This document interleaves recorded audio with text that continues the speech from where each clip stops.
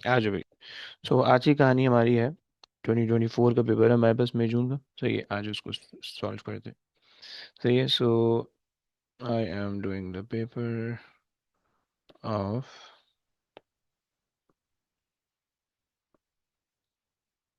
00001 and 0001। Okay. So आज अभी read कौन करेगा? अधिबा करेगी। Adhiba, can you please read the question?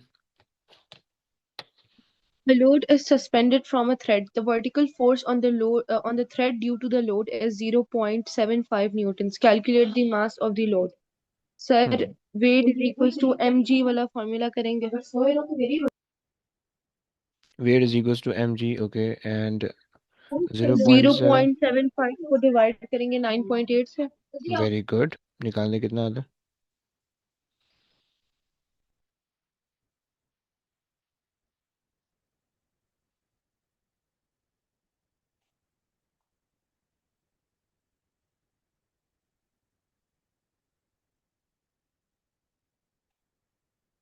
0.076. सही है। 0.076। और आपने कह दिया केजीज। ओके, आगे चलिए। Figure 1.1 shows the load suspended from the thread. A wire is attached to the load at point X and pulled horizontally to the right. The tension in the horizontal wire is 1.2 Newton. By drawing a scale diagram or by calculation, determine the magnitude of the resultant of the force X due to the load and due to the tension in the wire. The direction of the resultant relative to the vertical direction. Show your working. हम्म। अच्छा जी। थोड़ा सा अजीब सा question है, scale diagram वाला। सही है। अच्छा, इसके अंदर जो है वो आप ये तो कैलकुलेशन कर लो। सही है, उसने दोनों दोनों ऑप्शन दिए हुए हैं। सही है। अगर आपने ये नहीं करना है तो आप कैलकुलेशन से कर लें। सही, इन्होंने आपसे कहा कि Y is attach pull horizontally to the right. Right, तो इसका मतलब है कि यहाँ पे आपने एक वायर अटैच की हुई है जो कि उसको राइट वर्ड खींच रही है। Right. The tension in the horizontal wire is 1.2। ये आपको दी हुई 1.2। ओके। अच्छा, बाय द वे, जो आपके पास जो है the magnitude of the resultant force on X due to the load and due to the tension in the wire. Okay. अच्छा, लोड हमारे पास होगा,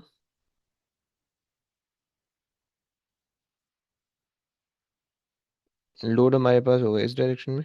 सही है, जो कि हमारे पास आएगा 0.75 का। सही, ये हमारे पास आ रहा होगा 0.75 का। सही। अच्छा, अब आपको क्या करना है? वैसे तो कैलकुलेशन वाइज ये क्वेश्चन ज़्यादा आसान होता है। सही है। सही है। और अच्छा जी, और बाय कैलकुलेशन अगर हम कैलकुलेशन से करें तो हमारे पास ये वेक्टर ट्रायंगल बन रहा है। सही है। तो अगर तुम देखो तो ये तुम्हारे पास बन रहा है वेक्टर ट्रायंगल विच इज़ 1.2। और ये आपके पास आ रहा है, सही है, जीरो सर, पॉइंट बोल रहे हैं। अगर इसको कैलकुलेशन से करें √0.75 स्क्वायर प्लस 1.2 स्क्वायर.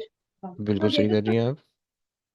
और रिजल्टेंट फोर्स आपके पास आ जाएगी इस डायरेक्शन में। 1.4. सही, एक सेकेंड।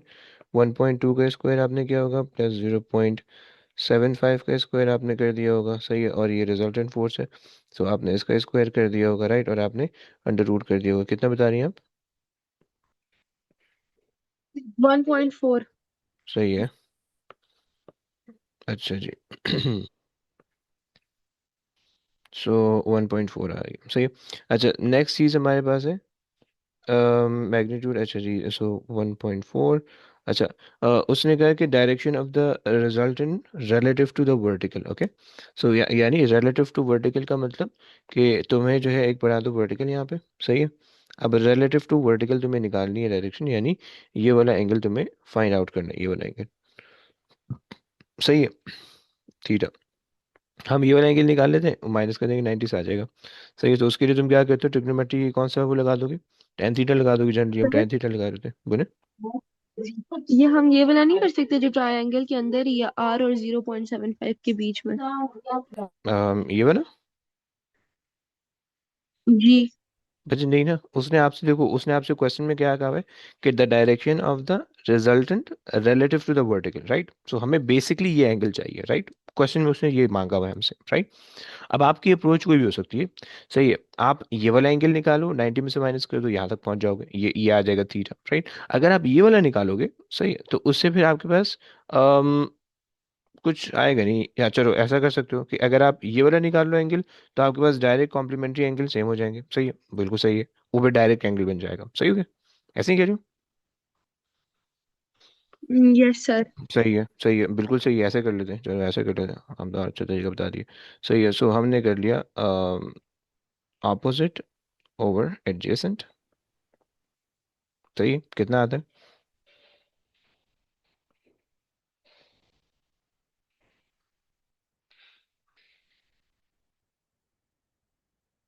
जी भाई।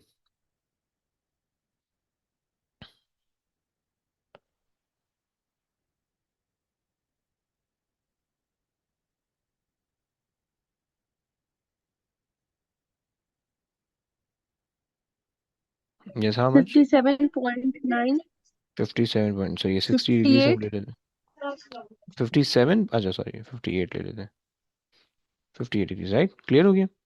चलो परफेक्ट है। आगे आ जाए भाई।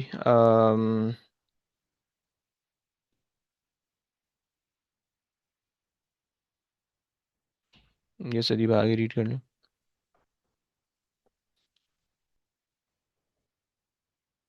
Forces may produce changes in the size and the shape of an object. State two other changes that forces may produce. Hmm.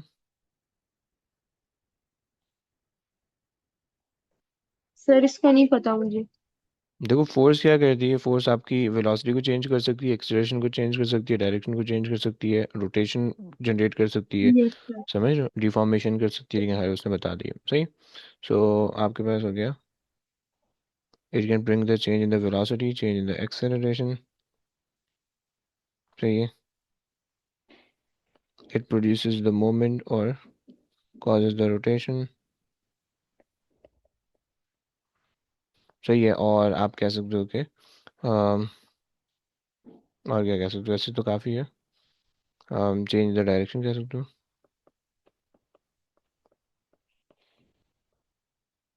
Direction, okay. चलो, चलो भाई आगे आ जाओ। शबान रीड कर लो।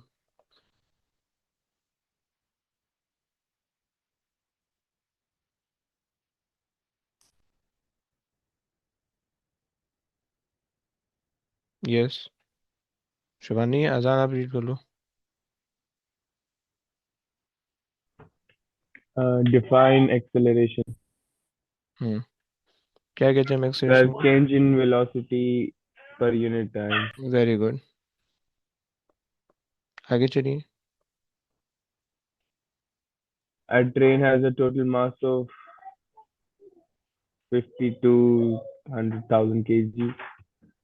The train accelerates at 1.1 meter second square. Calculate the time taken for the train to increase its speed from 15 meters per second to 28 meters per second. Hmm. Sir इसमें acceleration वाला formula use करना है, initial minus final over time.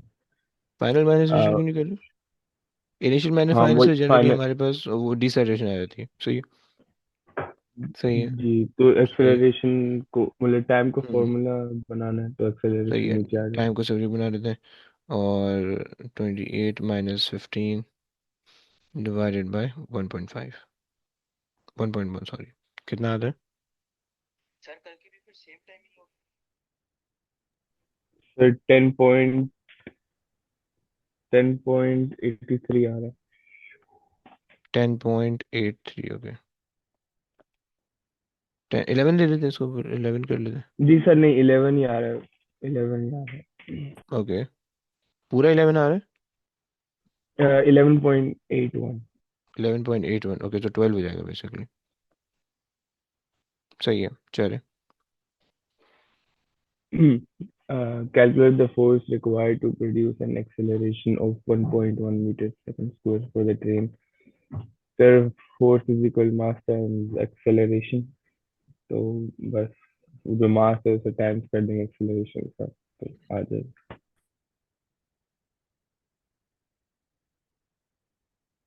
अच्छा जी। So force आपके पास है 52000 चार zero divided by acceleration आपके पास आ रही है 1.1। सही है, कितना आता है भाई मास? सर वो फोर्स का पूछ रहा है, मास का नहीं। मैं गलत हो गया कुछ? अबे ये मास दिया भैया, मास। एक सेकंड, हाँ जी, निकालो, इसी को मल्टीप्लाई कर दो आपस में। सर 5720000। ओके। इसका एक्सपोनेंट तो नहीं देना होगा? दे दो, अगर एक्सपेरिमेंट में देना चालू करो, ईएनजी का बटन होता है 8 के ऊपर ना, 8 का सर जो की है उसके ऊपर वो दबा दो, आ जाएगा, एक्सपेरिमेंट में आ जाएगा। वरना आपके पास आप कह रहे हो कि 5 7, ये बोल रहे हो आप, 9 न्यूटन्स। ओके, चले आगे चले। सर 572 तो ये खैर राउंड फाइव ऑफ हो सेवन जाएगा, टू 2SF के अंदर हम जनरली दे रहे होते हैं क्वेश्चन, सही। The train uses electric motors. Explain why the force on train due to the motor is greater than the value calculated in second part. Hmm. Sir क्योंकि drag भी लग रही होती है वेरी गुड, वेरी गुड। सही है, resistance. Friction आप कह सकते हो, ड्रैग कह सकते हो, सही है। सही है, चलो। हम ये कह सकते हैं कि भाई 2, यार क्या हो गया यार इस वक्त, पेन जो है ना, एक सेकंड प्लीज। um, चार्ज तो खत्म नहीं हुआ है,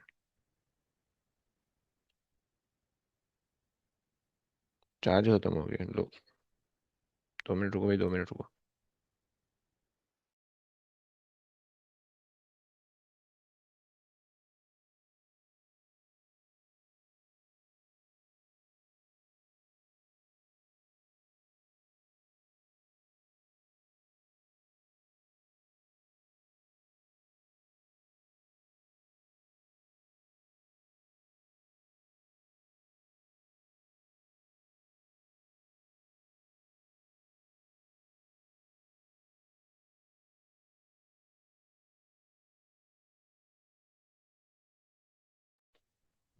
चलो आ जाओ, इतना काफ़ी है, बीच बीच में चार्ज कर लेंगे। ओके।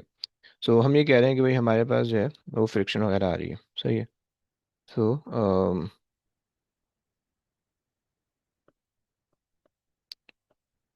फ्रिक्शन, या इसको कह रहे हैं कि to overcome the friction between the tyre and the road. Okay, चलो भाई आ जाओ। नेक्स्ट बंदा कौन है भाई? हम वही सीट कर लो। Yes, sir. Student drops a heavy ball from a vertical height of 1.8 meters above the ground. The ball then falls to the ground. It does not bounce after hitting the ground. Describe the transfer of energy of the ball between stores from when the ball begins to fall to when it reaches the ground. हम्म, क्या होगा भाई? Drop हो रहा है from a vertical height, okay. तो, तो पहले तो ग्रेविटेशनल पोटेंशियल एनर्जी बॉल को नीचे लेके आ वेरी गुड। यानी ग्रेविटेशनल पोटेंशियल स्टोर होगा मैक्सिमम हाइट पे, सही है, जब वो start as it start to fall, right. और फिर जैसे ही वो नीचे उसकी स्पीड इंक्रीज होगी तो फिर वो काइनेटिक स्टोर के अंदर कन्वर्ट हो जाएगा, या काइनेटिक स्टोर इंक्रीज हो जाएगा, ग्रेविटेशनल पोटेंशियल स्टोर इंक्रीज हो जाएगा, राइट। समझे? रही ओके। अच्छा जी, और जैसे वो ग्राउंड को हिट कर रहा है, बाउंस बैक नहीं हो रहा, तो फिर सारी की सारी काइनेटिक एनर्जी कहाँ चली जाएगी? हम्म। है। At the top all of its energy stores in the form of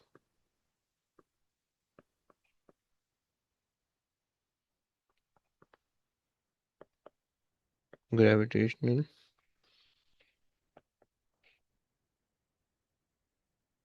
potential is stored, right? पहली बात हो गई. As it starts falling, falling.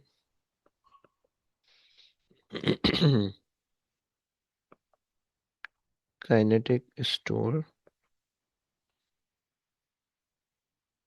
will increases, okay, when it hits the ground.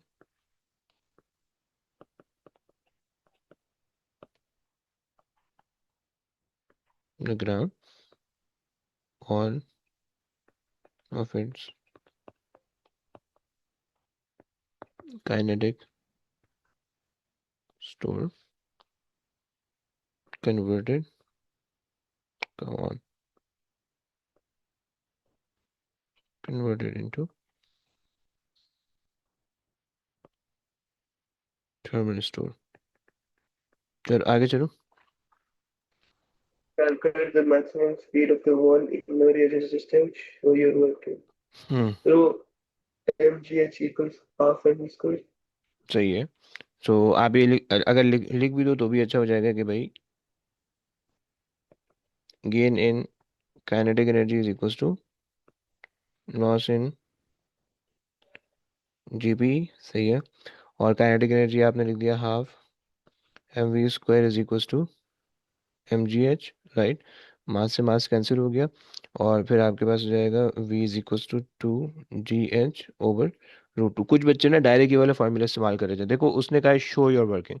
Show your working के अंदर अगर तुम direct ये वाला ऑल्दो डायरेक्ट ये वाला फार्मूला एग्जिस्ट नहीं करता सिलेबस के अंदर. सही, जो फार्मूला सिलेबस के अंदर एग्जिस्ट करता है तुम डायरेक्ट उसको लिखोगे तो वो तुम्हें बगैर सोचे समझे नंबर देगा. बट अगर जो फार्मूला सिलेबस के अंदर एग्जिस्ट नहीं करता, जो ड्राइव करके आता है, so you have to show your working in order to get full marks, right? Otherwise वो एक आधा नंबर काट लेगा खामखाई का, राइट? समझे ना भाई? सो आपके पास रहेगा अंडर रूट निकाल दो भाई. 2 × 9.81, 9.8 इंटू एच कितना है भाई? एच 1.8 है. 1.8, how much? 5.9 okay. Five meter point per nine ये second. 6.0 ले लेते हैं. सही है. 5.9 आ रहा है. चलो आगे चलते हैं. हाँ जी, कौन रीड करेगा? शबान आसपास हो?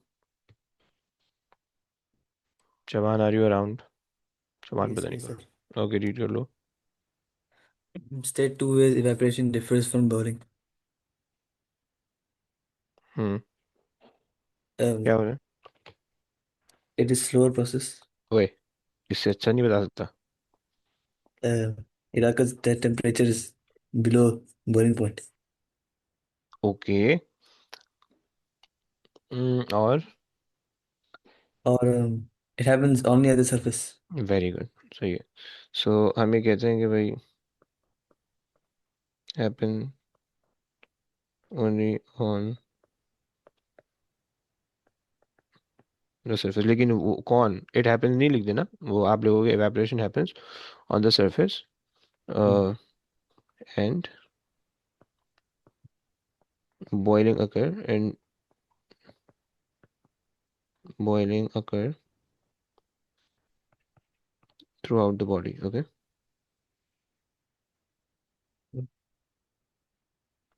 through the body, right? Yes. सही है. हम ये कह सकते हैं कि भाई अच्छा जी, दूसरी चीज़ ये कह सकते हैं कि भाई the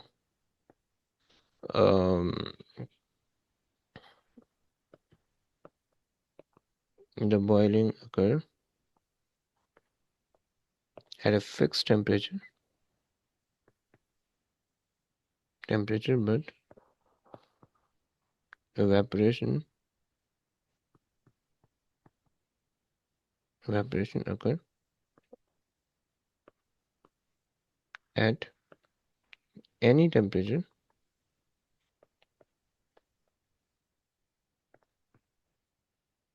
lower than boiling point, right. इसके अलावा तुम बबल्स के बारे में लिख सकते हो, बच्चे बता रहे हैं बबल्स के बारे में तुम लिख सकते हो। सही है कि बबल्स आके वहाँ बन रहे होते हैं, सही है। इसके अलावा ठीक है। तुम और क्या गंदी बात कर सकते हो इसके अंदर, सरफेस वाला वाली बात कर सकते हो, वो तो खैर खैर हमने कर दी, सही। चलिए आगे आ जाइए भाई। Figure 4.1 shows a part of a container used to store a mixture of liquid and gas is oxygen. The temperature of the liquid is negative 160 Celsius. Kelvin में क्या करना Determinant होता है भाई? temperature and plus 273. हम्म तो -160 plus 273, सही है। सो अब आपके पास जो है वो The 113. 113, ओके आगे चलिए। State two methods of thermal energy transfer that vacuum prevents. Hmm method of, अच्छा इन्होंने यहाँ पे कुछ वैक्यूम दिया हुआ है, सही है। वैक्यूम से क्या होगा? कंडक्शन हम्म, होगी। अबे क्यों कंडक्शन होगी, कुछ भी नहीं होना। वैक्यूम नहीं, तो स्टॉप कर देगा ना कंडक्शन। कन्वेक्शन। देखो अगर वैक्यूम, अच्छा एक second, state the two method of the thermal energy transfer that a vacuum prevents, okay fine. So जो वैक्यूम है वो कंडक्शन को प्रिवेंट करेगा, सही है। और जो आपके पास कंडक्शन और कन्वेक्शन दो चीज़ें हो रही होंगी बेसिकली, राइट। सही है, सही, वो दो चीज़ें प्रिवेंट हो रही होंगी, सही है। ठीक है, ओके। कंडक्शन एंड कन्वेक्शन,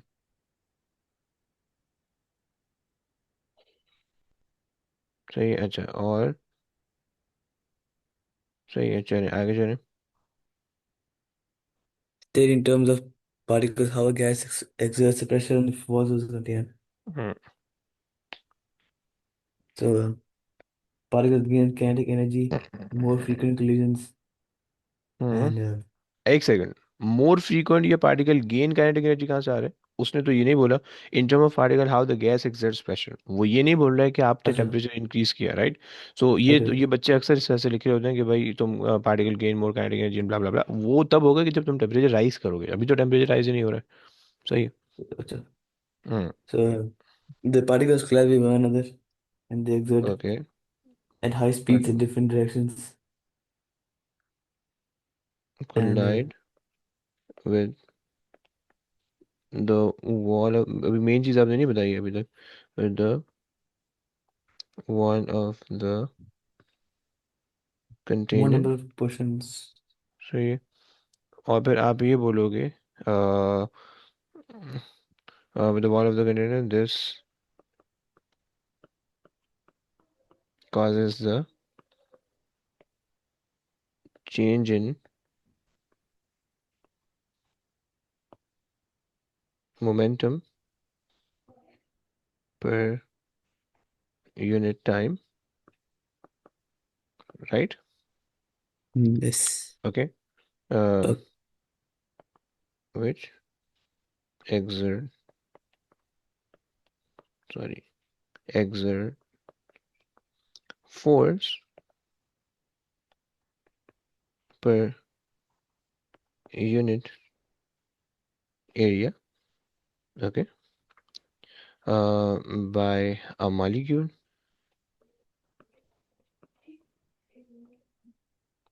सही। ये आपके पास हो गया एक प्रेशर, एक पार्टिकल का प्रेशर, सही है। अच्छा जी, फिर उसके बाद हम कह सकते हैं कि भाई अ, अच्छा जी, so the combined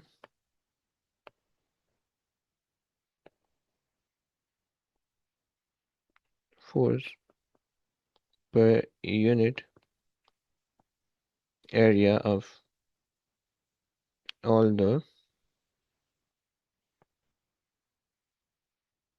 molecules give the pressure exerted by the gas। चलो हो गया भाई, आगे आ जाओ।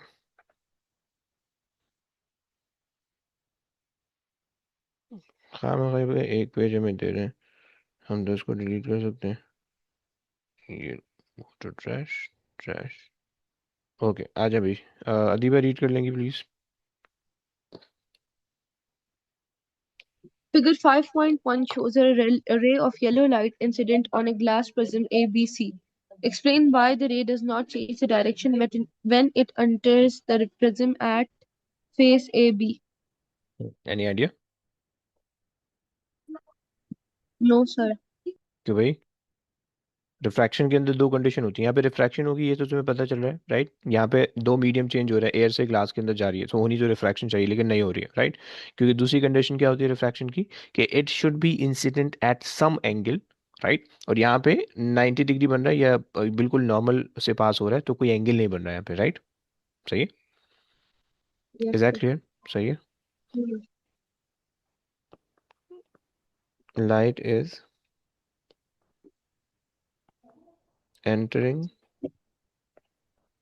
नॉर्मल, नॉर्मल बोल तो परपेंडिकुलर, सही है, to the medium, okay, normal to the medium, medium and the angle of incident I is 0. Okay, so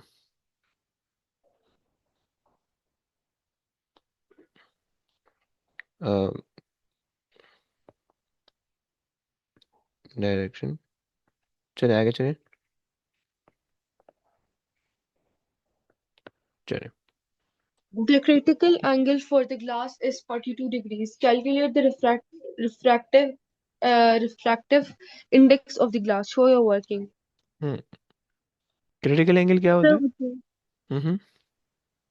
critical angle वो एंगल होते हैं जब जब उसके बाद फिर टोटल इंटरनल रिफ्लेक्शन हो जाती है, वेरी गुड, रिफ्लेक्शन हो जाती है। Very good, very good, very good. उसके बाद यानी क्रिटिकल एंगल वो एंगल होता है कि जब लाइट जो है, यानी इंसिडेंट एंगल ऐसा हो जाए कि रिफ्लेक्टेड एंगल जो है वो रिफ्रैक्टेड एंगल 90 डिग्री बन जाए, क्रिटिकल एंगल वो एंगल होता है राइट। और उसके बाद उस क्रिटिकल एंगल के बाद यानी क्रिटिकल एंगल पहली बार इंसिडेंट एंगल होगा, सही है। Critical angle is the incident angle कि जब रिफ्रैक्टेड एंगल हो जाए 90 डिग्री, सही है, पहली बात। दूसरी बात कि उस क्रिटिकल एंगल से बड़ा कोई भी इंसिडेंट एंगल अगर आप लोगे तो उसके बाद फिर टोटल रिफ्लेक्शन होगी राइट। अच्छा जी, फाइन। अच्छा, आप बताइए फॉर्मूला क्या होता है?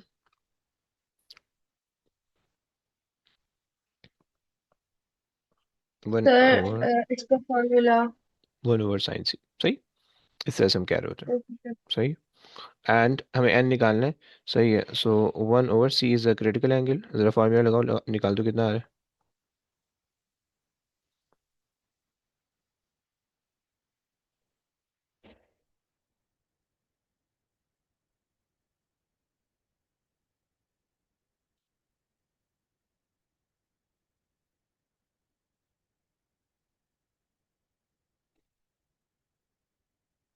One point four nine 1.5। 1.5, okay. Okay, आगे चलिए। On figure 5.1, continue the path of the light through the prism and after it leaves the prism. हम्म, अच्छा जी, क्या होगा? सर आप वो डायग्राम दिखाएं।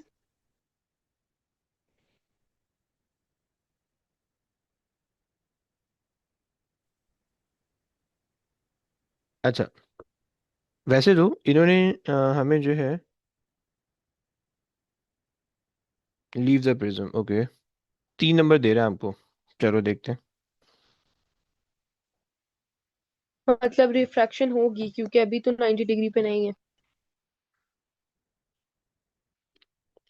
अभी अब आपने यहाँ पे देखना है, इस जगह पे, यहाँ पे अगर हम नॉर्मल बनाए, सही है, ये हमारे पास बन गया नॉर्मल, सही है, सही है। अच्छा, इंसिडेंट एंगल हमारे पास होगा ये वाला एंगल, सही। अब इस पॉइंट पे इंसिडेंट एंगल हो जाएगा ये वाला, सही। अब इन्होंने क्या हमें ये बताया हुआ है, 42 का तो एंगल दिया हुआ है, सही है। ये एंगल अगर तो ये एंगल 42 से ज़्यादा है तो लाइट वापसी आ जाएगी अंदर। सही है। अगर ये 42 है तो लाइट यूं चली जाएगी, और अगर ये 42 से कम है तो लाइट बाहर निकल जाएगी, right. This is these are the three concepts, right. अच्छा जी, सो द क्रिटिकल एंगल, वैसे इन्होंने कुछ बताया हुआ नहीं है, तो हम क्या करें भाई। एक पॉसिबिलिटी है कि हम डी से मेजर करके कर सकते हैं, सही है। सही है, चलो यही करना पड़ेगा कि चलो अगर हम वो कर ले, मेजर कर ले, सही है। सो लेट्स से मेरा नॉर्मल आ रहा है 22 डिग्री पे, सही है। और अबे यार हो जाना, 21 डिग्री पे नॉर्मल आ रहा है, सही है। और फिर ये आ रहा है, कितने पे आ रहा है,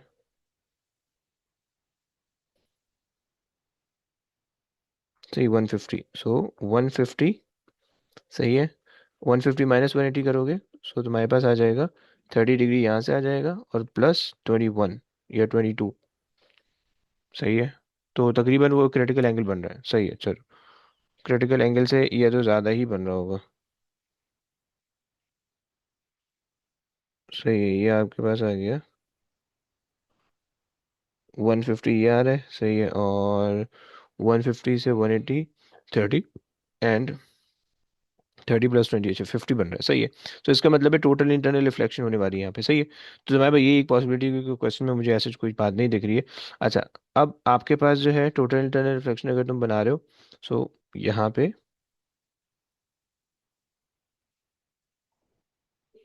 ये आ जाएगा तकरीबन, जो है ना, मैं कोशिश तो मैं कर रहा हूँ कि एंगल सेम हो। सॉरी, ये एंगल किस तरह कैलकुलेट करने हैं जो बनना होता है? देखो एंगल हमेशा जो आएगा वो आएगा उससे क्या बोलते हैं, नॉर्मल से लेकर इंसिडेंट रे तक आएगा, सही। नॉर्मल से लेकर इंसिडेंट रे तक आपके पास एंगल आएगा, सही। अब जब आप इसको कैलकुलेट तो नहीं करोगे, मेजर करोगे इसको, सही। यहाँ पे मेरे पास सिर्फ मेजरमेंट का ही ऑप्शन पॉसिबल था, सही। सो आपने क्या करना है, मेरे पास तो डी नहीं है, आप वरना डी रखोगे यहाँ पे, सही। डी से आपका प्लेस होगा, सही है। और ये डी आ गया आपका, सही है। यहाँ पे आपके पास ये डी का स्टार्टिंग पॉइंट होगा, सही। आप ये वाला एंगल मेजर करोगे, राइट, क्लियर हो गया। सो डी से रखें, ये वाला एंगल मेजर करोगे। अगर तो ये एंगल 42 से बड़ा होगा तो टोटल इंटरनल रिफ्लेक्शन, और अगर नहीं होगा तो टोटल इंटरनल रिफ्लेक्शन नहीं होगी, रिफ्रैक्शन होगी, सही। फिर आपने डी को उल्टा रखना है, सही है। डी को उल्टा रखना है, और यहाँ पे वही एंगल, उतना जो इतना एंगल यहाँ पे आ रहा है उतना एंगल यहाँ पे निकालना है, सही। तो तकरीबन 42 यहाँ पे आना चाहिए, एंड फिर उसके बाद जो है ना वो आगे जाएगा, सही। सही हो गया। अब यहाँ तक जब आपने बना दिए, सही है। सो यहाँ से फिर हमारे पास रिफ्रैक्शन हो जाएगी, सही। क्योंकि अब आपको दिख रहा है कि ये 42 से छोटा एंगल है, सही। और जब वो इनटू द एयर जाएगा, so away from the normal, bend हो जाएगा लाइक दिस, सही हो गया। क्या ये बात तुम लोग को समझ में आ रही है? लाइट यूं जा रही है और फिर लाइट यूं जा रही है, इज दैट क्लियर गाइस? हाँ जी। चलो आगे, ये तो फाइन, आगे चलो भाई, आगे रीड कर लो। Internet data can be transferred using infrared waves in optical fibers. State two advantages of using optical fibers to transmit data. High data rates, good. और fast ओके, सिक्योर आप कह सकते हो, सही है। सिक्योर, अबे यार, सही है। और क्या कह सकते हो, लार्ज अमाउंट ऑफ डाटा, सही है, can be transferred, large amount of data, okay. तो ये हो जाएगा, चलो ओके भाई, हो गया। आगे आ जाओ भाई, अजान रीड कर लो, अजान। A sound wave travels through air. Figure 6.1 show the pressure time graph for the air at one place. On figure 6.1, label 1 point C to indicate a compression. Label 1 point R to indicate a refraction. Hmm, Refraction. क्या भी होगा भाई, compression refraction, sir compression होएगा top पे, top पे, top पे, good. और जो है रिफ्रैक्शन होएगा नीचे, ट्रफ। क्या? सही है। और ये हो जाएगा रिफ्रैक्शन। ओके। अच्छा जी, सही है। आगे चलें। Explain why this graph cannot be used to find wavelength of the sound wave. Sir hmm because ये लॉन्गिट्यूडनल है तो लाइक ये पैरेलल ट्रेवल करते है नहीं तो लॉन्गिट्यूडल वेव की तो आप निकाल सकते हो, लेकिन इसमें एक प्रॉब्लम है। और प्रॉब्लम ये है कि वेवलेंथ निकालने के लिए तुम्हें क्या चाहिए, डिस्प्लेसमेंट डिस्टेंस ग्राफ चाहिए होता है, right? And this is pressure time graph, right? समझ रहे हो ना? सही है। और देखो, हैं। ग्राफ के अंदर जो जो तुम्हें वेवलेंथ होती है वो पार्टिकल की ऑसिलेशन से पता चलती है, राइट? सो ये तो पार्टिकल की ऑसिलेशन को बता ही नहीं रहा है, सही है, ये तो प्रेशर, एटमॉस्फेरिक प्रेशर बता रहे हैं, समझ आप? ओके। जी। सो हम ये कह सकते हैं कि भाई the graph is not showing the oscillation of particles, right? तो जब आपको ऑसिलेशन ऑफ द पार्टिकल नहीं पता चल रहा, तो आप कह दो कि भाई सो जो show the oscillation of the particle. अच्छा जी।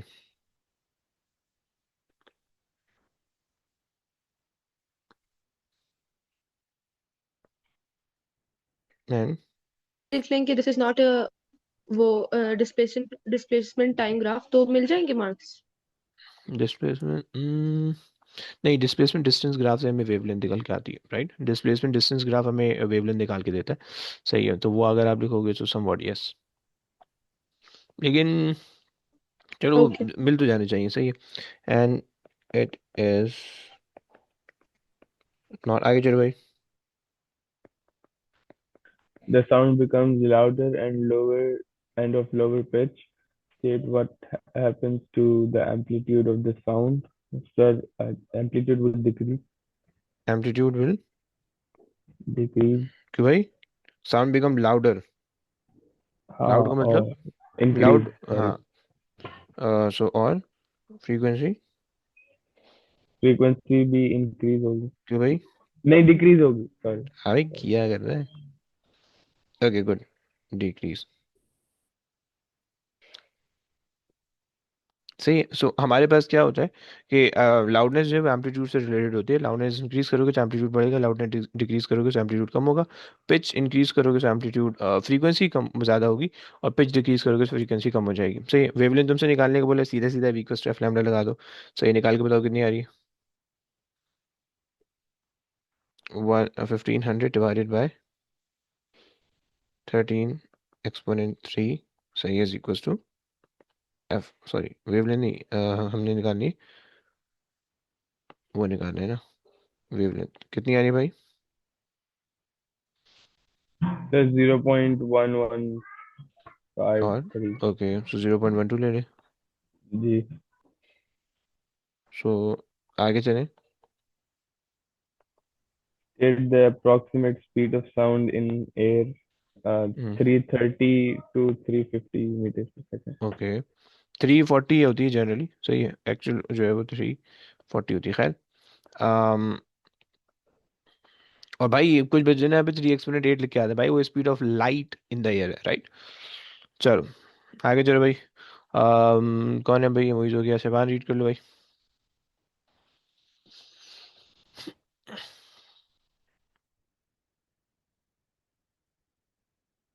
शबान कहाँ गए हो भाई? Yes. Figure 7.1 shows three bars of steel, A, B, and C. Hmm A student is given three pieces of steel. Two of the pieces are magnetized, one piece is unmagnetized. Describe and explain how the student determines which piece is unmagnetized using only three pieces of steel. हम्म क्या करेंगे भाई? Hmm. दो piece Attach all magnetise हो गए। बोले बोले। attach all the magnetized one to the metal bars. Hmm and one of them attached to some other bar. Hmm. Then Meena, describe and explain how the student determine which piece is unmagnetized using only three steel। हाँ भाई देखो, magnet को जो तुमने पकड़ने का तरीका होता है वो होता है कि मैग्नेट्स आपस में रिपेल करते हैं, राइट? hmm, सही हो गया, मैग्नेट्स आपस में रिपेल करते हैं, ये मैग्नेट को पकड़ने का तरीका होता है।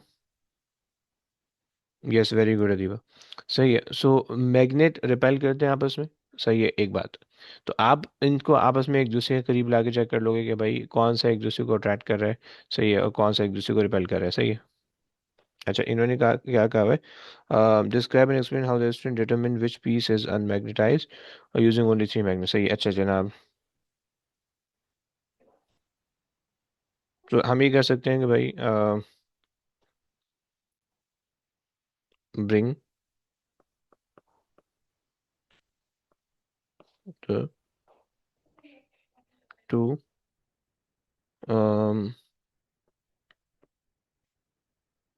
pieces together and um, observe whether they attract or repel। Okay, पहली बात हो गई। अच्छा जी, उसके बाद if they attracted, सही है, तो इसका मतलब है उससे में कुछ भी नहीं बच रहेगा। if they get attracted, so uh, um, rotate one piece, सही है, one piece to 180 degree and bring them closer and observe। देखो पहले वाले अगर दोनों अट्रैक्ट करेंगे तो क्या मतलब होगा कि मे बी दोनों के ऑपोजिट पोल आ गए हो एक साथ, सही। लेकिन अगर तुमने एक को 180 डिग्री घुमा दिया तो अब अगर तो दोनों मैग्नेट होंगे तो दोनों के लाइक पोल्स अब एक दूसरे के पास आ रहे हैं, तो वो रिपेल अगर करेगा तो मैग्नेट होगा, रिपेल नहीं करेगा तो फिर क्या होगा, one of them one of them is not a magnet, right. एक मैग्नेट है, एक मैग्नेट नहीं है। अब वो कौन सा मैग्नेट है वो तुम्हें फिर दूसरे स्टील से वो करना पड़ेगा, सही। सो अच्छा जी, बोलो। अगर दोनों साइड मेटल के अट्रैक्ट हो जाएं तो इसका ये मतलब है ना कि वो अनमैग्नेटाइज्ड है दो, इसकी दो स्टील के। पॉसिबिलिटी नहीं, इसकी दो पॉसिबिलिटी यहाँ पे, क्योंकि देखो एक, देखो आपके पास दो पीसेज है ना, तो दो पीस में जब भी आप कोई दो तीन में से कोई भी दो आप पिक करोगे तो एक मैग्नेट होगा, ये तो दोनों मैग्नेट होंगे, ये एक मैग्नेट होगा, एक मैग्नेट नहीं होगा, right. These are the two possibilities, right. So अगर तो दोनों मैग्नेट होंगे तो वो अट्रैक्शन भी शो कर सकते हैं, रिपल्शन भी शो कर सकते हैं, लेकिन मैग्नेट होने के लिए रिपल्शन शो करना लाजमी, राइट। सही हो गया। तो अगर तो वो अट्रैक्शन शो करें तो इसका मतलब है या तो वो एक उसमें सन मैग्नेटाइज है या दोनों मैग्नेट है और दोनों के ऑपोजिट पोल एक दूसरे के साथ अट्रैक्ट हो रहे हैं, राइट। सेंस बन रहा है? Yes sir. अच्छा जी, चलो, सही है। सो हमने कहा कि भाई one piece is one and observe, okay, if they repel, तो ये तो फिर दोनों मैग्नेट है, then both are magnets, okay. But if they attract, if they attract, so one of them is magnet, okay. सही है। अब नाउ अब आप करो कि भाई replace one piece with the other and observe the repulsion, सही है। if the repulsion is present then वो दो मैग्नेट है और जो आपने रखा है वो मैग्नेट नहीं है, सही है। Observe the repulsion. If they repel, then both of them are magnets,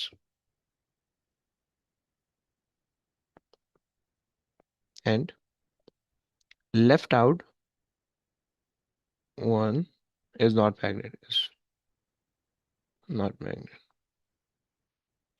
okay, बस ये आके बस हो गया। चलो आगे आ जाओ भाई, आगे रीड कर लो। सर्किट तुम्हें दिया हुआ है, स्टेप डाउन Is ट्रांसफार्मर का। सही, आगे आ जाओ, ये आ जाओ। the mains voltage supplied to the transformer is 240 volts. The output power of the transformer is 45 volts. Uh, power, sorry. The transformer is 100% efficient. Calculate the input current of the transformer. Hmm. Input current 100% efficient का मतलब है कि जो आपका transformer वाला formula है वो आप लगा सकते हो। सही है। अच्छा जनाब, ये खैर पावर है। So power is equals to I V. सही है। एंड IV 45, सही है, डिवाइडेड बाय 240, हाउ मच? 0.1875. सही है, सो 0.19 हो जाएगा। चलिए आगे आ जाए। Make a draw a label diagram of a step down transformer on the labels.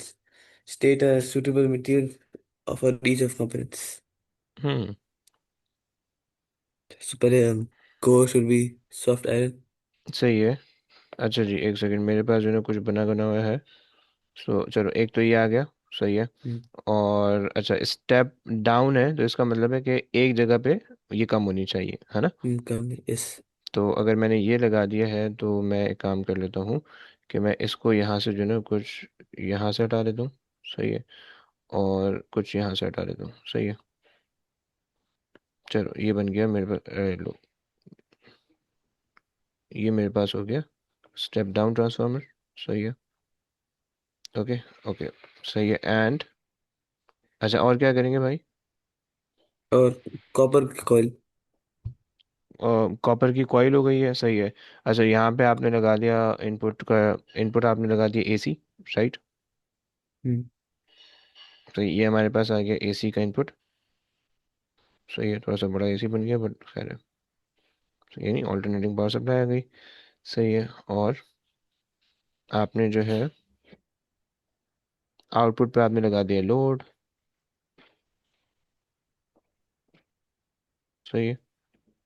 So output पे आपने लगा दिया लोड। एंड अच्छा, दूसरी चीज़ कि आपने जो है बीच में कोर भी होना चाहिए कोई। Iron core. Iron core. अब वो मैं कैसे बनाऊँ भाई? यार एक तो ये कितनी बदतमीजी कर रहा है, देखो। Iron core, okay. So iron core वाली है मेरे पे कोई चीज़, लेट मी सी। इसमें, अरे क्या बात है, मिल गई यार। एक सेकेंड, इसको जो है, सही है। तो इसी को लगा देते हैं यहाँ पे, ये लो।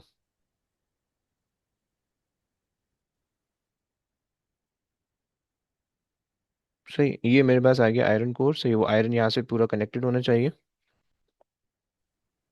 सही है, ये आयरन होगा पूरा कनेक्टेड। सही, खैर यहाँ पे वो उसको पूरा कंप्लीट कर लूंगा, मेरे को मसला नहीं है। सही है। और चलो, सो हमने यहाँ पे जो मटेरियल मार्क कर दिया, ये हमारे पास जो है सेकेंडरी कॉइल है, कॉपर की। सही है, कॉपर कॉइल है। सही है, पहली बात हो गई। और ये भी हमारे पास कॉपर कॉइल है। सही है। और ये हमारे पास आयरन कोर है, ये पूरा कनेक्ट होगा। ओके, आयरन कोर मैंने आधा बनाया हुआ है। सही है। ये आयरन कोर, सही है। सॉफ्ट आयरन अगर लिखना चाहो तो लिख सकते हो। सही है। एसी सप्लाई, एसी, डीसी नहीं लगा सकते हो, एसी से काम होगा। सही है। और ये आपके पास है लोड। सही है। क्लियर हो गया? सर सही है। Primary secondary level. हाँ हाँ हाँ हाँ हाँ, वेरी गुड। प्राइमरी और secondary, primary section and secondary. Secondary section. Okay. चलो भाई, हो गया। आ जाओ, आगे आ जाओ। अदीबा रीड कर लो प्लीज को एक। The 8.1 shows a circuit. The circuit is designed to switch on a on a night light when the surroundings are dark. Okay, Surroundings are dark. सही है। अच्छा जी। On figure 8.1, draw the circuit symbol for a voltmeter used to measure the potential difference across the light dependent resistor. हम्म, कैसे करेंगे? Parallel में sir. Very good. तो ये हमारे पास आ गया, ये और ये तो ये सर डायोड नहीं है। हाँ, एलडीआर में बनाना है, किसमें बनाना है? शो दैट लाइट इसके डिपेंड, ओके, माजूद माजूद माजूद एलडीआर पे। ये आ गया ऊपर। हम्म, चल ये वो एलईडी है, वो जस्ट डायोड नहीं कहोगे आप। सही है, चलो आगे आ जाए। The surroundings change from light to dark. State the effect of this change on the resistance of the LDR. Hmm, Resistance increases. सही है, गुड। आगे चलें। State and explain the effect of this change on the PD across the light emitting diode LED. हम्म, अच्छा, resistance increase होगी तो फिर इसके across जो ये वोल्टेज भी होगा वो भी इंक्रीज हो जाएगा। और जब वोल्टेज यस इंक्रीज होगा तो आपके पास इस पूरे पोर्शन का जो है वो इंक्रीज जाएगा। सही है, पूरे पोर्शन का पोटेंशियल डिफरेंस इंक्रीज जाएगा। सही है, तो हम कह सकते हैं कि भाई as the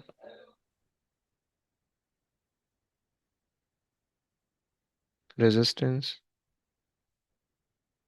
increases, the PD will also increase, right? और आपके पास जो है PD will also increase at LDR, okay? And since LED is in parallel with LDR, so it receives the same voltage. चलो भाई आगे चलो। Figure 8.2 shows another circuit. Lamps A and B are identical filament lamps. The current supplied by the power supply is 0.5 amperes. Calculate the resistance of lamp A. हाँ, अच्छा जी, current भी दिया हुआ है, वोल्टेज भी दिया हुआ है, ओके। सो अगर हम V is equals to I R use करें, सही है, V is equals to I R. Current हमें दिया हुआ है पूरे सर्किट का, सही है, वोल्टेज हमें दिया हुआ है पूरे सर्किट का, सही है। सो 240 वोल्टेज है, और करंट हमें दिया हुआ है पूरे सर्किट का, दैट इज 0.5। सो इससे हमारे पास आ जाएगा 480, राइट। ये आ गई मेरे पास रेजिस्टेंस पूरे सर्किट की, right.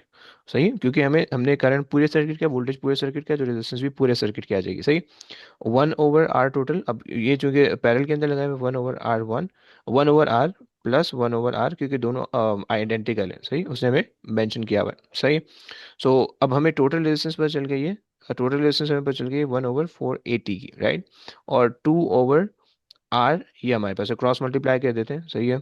So R is equal to 2 times 480, सही है, सही हो जाएगा 800 और 960, 960, right.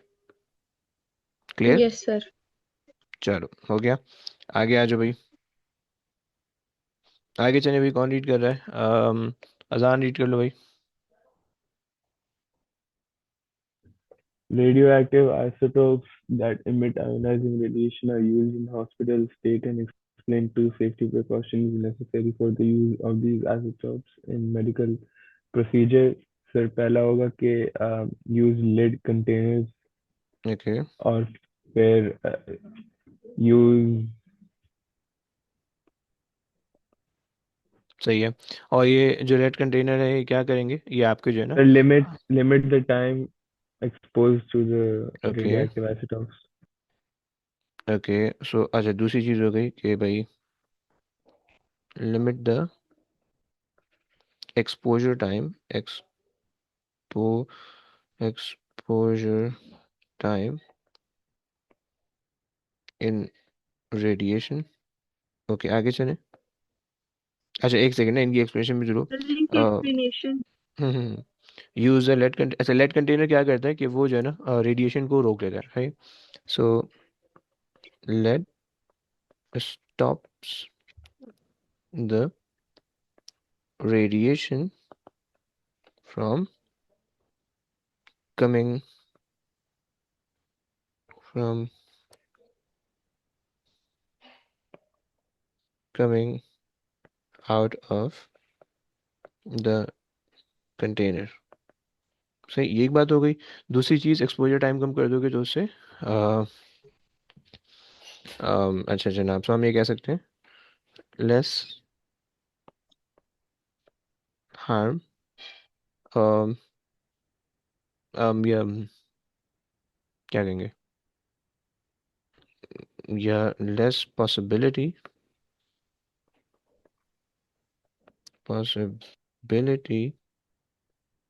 of getting harmful information, harmful radiation। Okay, आगे चलो भाई।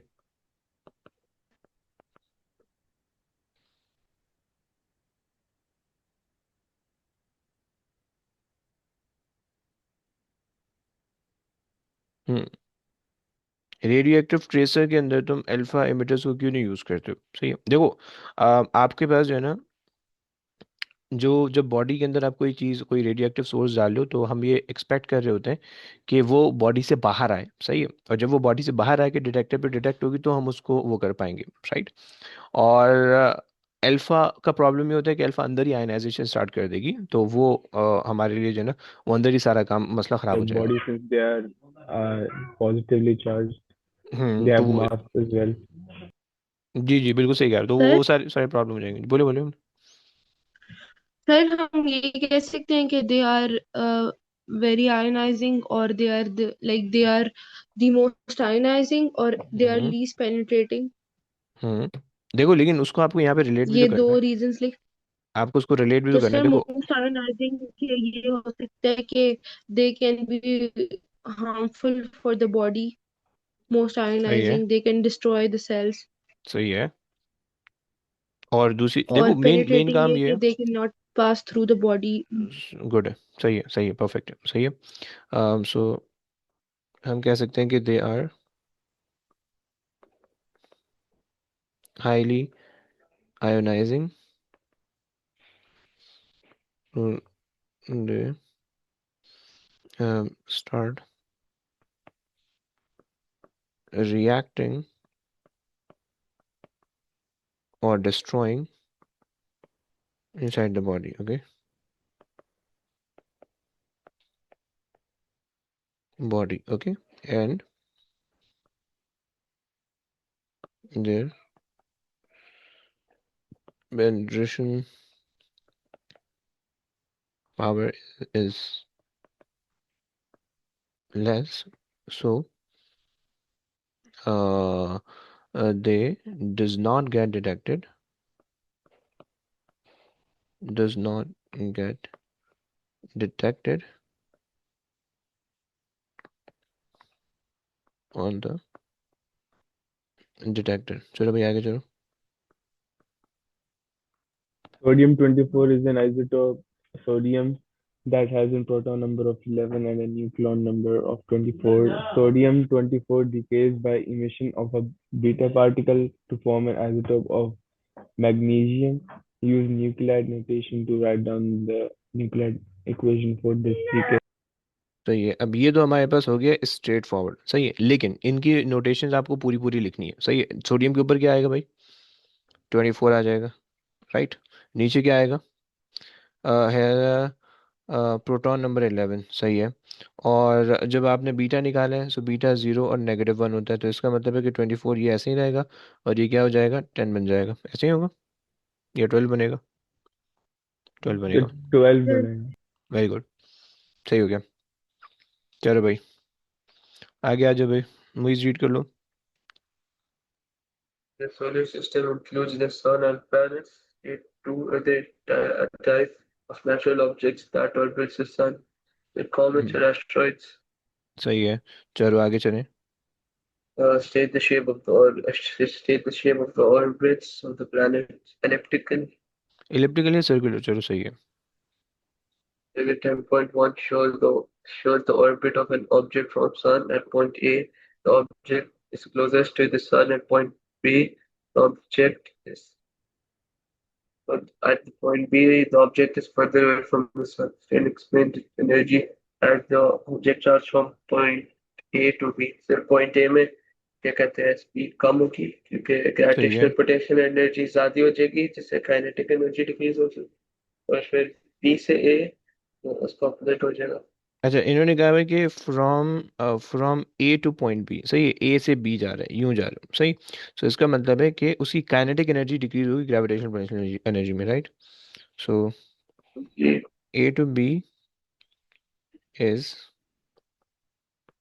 the far point from sun, so its gravitational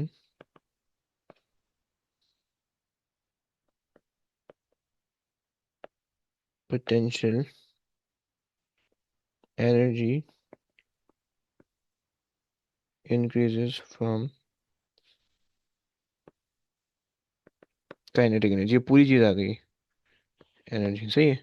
सो ये बेसिकली जो है ना,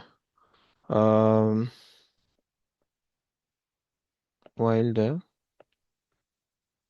overall energy is conserved, right। सो यहाँ पे हमें जो है ना explain the energy transfer, so kinetic से ग्रेविटेशनल पोटेंशियल एनर्जी इंक्रीज होगी, काइनेटिक यानी काइनेटिक से ग्रेविटेशन, ये पूरे एक्सप्लेनेशन के अंदर आएगा। सो ये पूरी चीज़ जो है वो तुम्हारे पास एक्सप्लेनेशन के अंदर आ रही होगी, सही है। और यार बस, अबे भाई,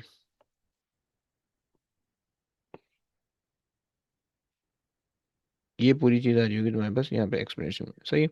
और यहाँ पे जो मैं स्टेटमेंट जो में तो जो कह रहे होगे वो ये कह रहे होगे कि भाई काइनेटिक डिक्रीज होगी और ग्रेविटेशनल पोटेंशियल इंक्रीज होगी। चलो आगे चलो। Jupiter is 7.8 into 10 power 11 meters from the Sun. The speed of light in a vacuum is 3.0 into 10 power 8 meter per second. Calculate the time taken for light from the Sun to reach the distance or time from the Sun. 0.8 into 10 power 11 divided by 3.0 into 10 power 8. अच्छा जी, ऐसा करें। So this okay, सही है। सो हमारे पास आ गया three, sorry, seven point 600. Eight exponent 11, सही, divided by three exponent eight, ऐसा बोलो ना। G. सही है। और आप कह रहे हैं कि 36, 2600. 2600. 2600, ओके सेकेंड्स। चलो आ गया जो लास्ट पार्ट, चबान रीड कर लो कोई एक। Name a galaxy the sun contains that the contains the sun. Hmm, milky way. Yes. सही है, आगे चले। Light is observed from distant galaxies redshift. State the theory of universe that this observation supports. Hmm, big bang theory है जो कि इसको, very Big good Bang है। theory. सही है, आगे चले। Cosmic CMBR is observed at all points in space. State when this radiation was produced. Right after the universe was formed. Right after the, Universe was formed. Okay right, आगे चले। Explain why this radiation is now in the microwave region of electromagnetic spectrum. Because it produces radiation. ओए नहीं, क्योंकि ये red shifted है ना। क्योंकि अच्छा पहले और हाँ देखो, जब ये यूनिवर्स फॉर्मेशन हुई थी तो उस वक्त ये जो है इंफ्रारेड में थी, सही। और फिर ये ट्रैवल करते करते करते अब जो हमें हमारे पास पहुंच गई है वो हो गई है रेड शिफ्ट होते हुए जो माइक्रोवेव स्पेक्ट्रम के अंदर आ गई है, सही। इट वाज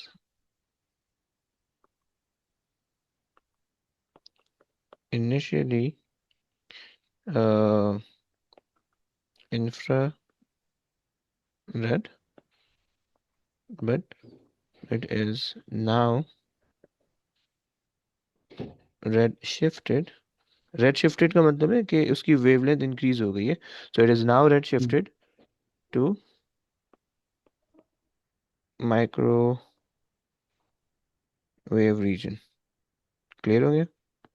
चलो Yes. बस हो गया, पेपर हो गया। सही है, बस अभी यहाँ पे क्लास एंड करते, अभी मैं होमवर्क नहीं दे रहा, मैंने तुम लोग को पेपर 3 दे रखा है, प्रैक्टिकल दे रखा है तुम लोग का, वो मुझे यानी पेपर 3 पेपर 6 दे रखा है, वो तुम लोग ने मुझे अभी तक सबमिट नहीं किया भाई, क्यों नहीं किया?